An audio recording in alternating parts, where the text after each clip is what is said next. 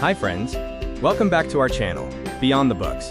Today, we are diving into the world of the funniest kindergartner with the biggest personality ever, Junie B. Jones.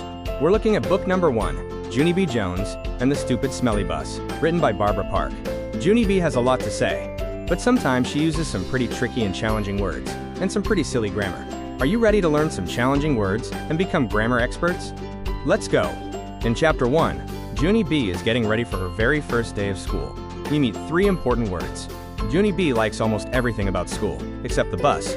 Synonym are but, or excluding. It means leaving someone or something out, like saying everyone got a high five except for me. One more example. I love all vegetables except broccoli. Check out Junie B.'s clothes. If they aren't smooth, they might be rumpled. That means they are wrinkled or messy. Think of a messy or crumpled t-shirt at the bottom of your toy box. And finally, the principal. That's the person who is the boss of the whole school. When you see them in the hallway, give them a big wave. The bus is here. It's big, it's yellow, and it's noisy. Chapter 2 is all about the bus ride. You might hear a screech, which is a loud, high, squeaky sound, kind of like a scream or a shriek. Can you make a screeching sound? Then there are the fumes. Those are the strong-smelling gases or smoke coming out of the back of the bus. Think of vapor or exhaust. PU. When the bus finally comes to a complete stop, we say it comes to a halt. The driver has to cease or discontinue driving so Junie B. can get on. Things get a little crowded in Chapter 3 as Junie B. is on the bus now. We see the aisle, which is the walking path between the rows of seats. It's like a little path or a lane right down the middle. Junie B. also mentions velvet, a type of fabric that feels super soft and fuzzy. Oh no, watch out for your lunch. If something gets squished down flat, we say it's been mashed. Like a squished grape jelly sandwich. Junie B. decides she is not riding that bus home. She's going to hide, but she has to be careful. She might get nudged, which is a gentle push to get someone's attention. To be nudged means to be pushed gently, like a little poke or a prod. We also talk about the word interrupt. That's when you start talking while someone else is already speaking. It can disturb or intrude on a conversation. If there's a lot of noise, confusion, and excitement, you've got a commotion. That's a lot of noise, confusion, and excitement. It's a total ruckus.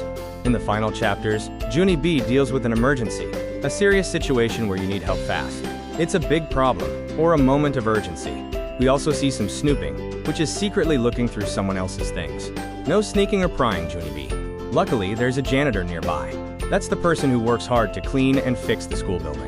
They are the cleaner or the custodian who keeps the school sparkling. Now for my favorite part, the fix-it game.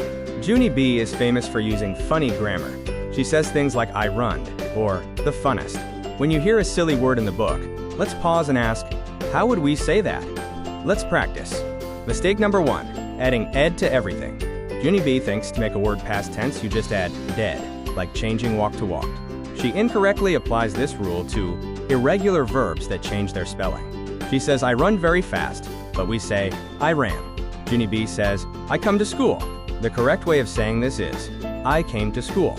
She says I drink my milk, but we know it's I drank my milk. Judy says I blowed my nose. We know it should be I blew my nose. I'm sure you can spot more of these. Mistake number 2, the bestest mistake.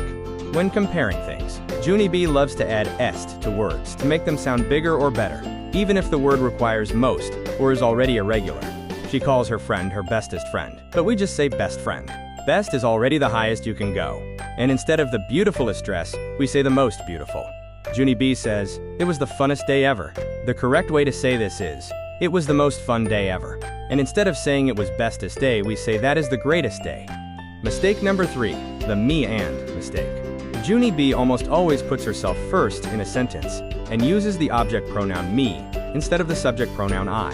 She says, me and Grace went to the bus, but the polite rule is, others first, I last. So, we say, Grace and I went to the bus. Tip, the polite rule is, others first, I last. Mistake number 4, the missing ly.